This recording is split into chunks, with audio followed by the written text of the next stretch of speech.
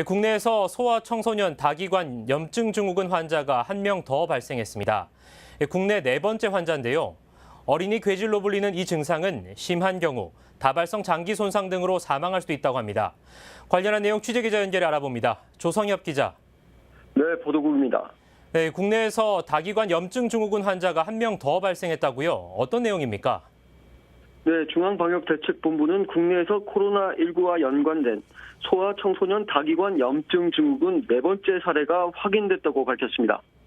이 환자는 15세 남성으로 지난해 12월 코로나19에 감염돼 생활치료센터에서 치료를 받고 퇴원했습니다. 이후 발열과 설사, 두통 등의 증상으로 올해 1월 23일 의료기관에 입원했고 지난달 3일 퇴원했습니다.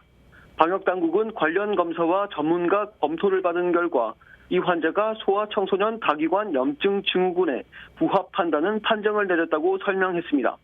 일명 어린이 괴질로 불리는 이 증후군은 지난해 4월부터 유럽과 미국 등에서 특이 사례로 보고됐습니다. 코로나19에 감염되고 수주 뒤 발열과 발진, 안구 출혈 등의 증상을 보이는데 심한 경우 다발성 장기 기능 손상 등이 나타나 사망할 수도 있습니다. 네, 조 기자, 한편 백신과 관련해 새로운 소식이 있죠. 이 관련 내용 전해주시죠.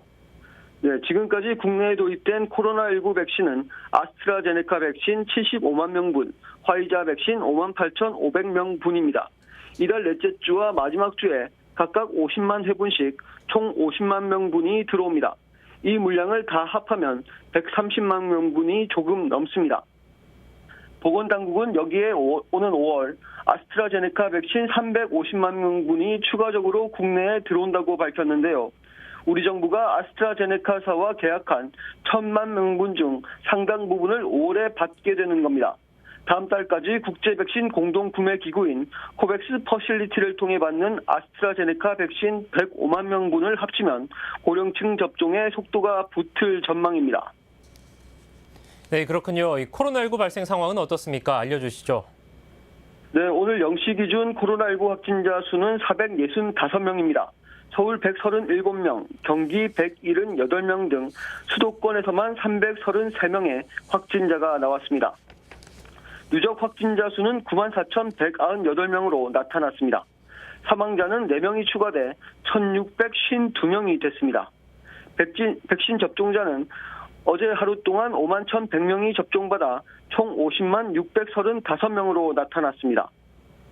아스트라제네카 백신은 48만 7,704명, 화이자 백신은 12,931명이 접종했습니다. 예방접종 후 이상 반응으로 의심돼 신고된 사례는 신규 1,073건을 포함해 총 6,859건으로 이 중 6,782건은 예방접종 후 흔하게 나타날 수 있는 근육통과 두통, 발열 등의 사례였고 57건은 아나필락시스 의심 사례였습니다. 이외 경련 등 5건의 중증 의심 사례와 15건의 사망 사례가 보고돼 현재 방역당국이 조사를 진행 중입니다. 지금까지 코로나19 소식 전해드렸습니다. 네, 조성엽 기자 잘 들었습니다. 지금까지 코로나19 관련 소식 살펴봤습니다.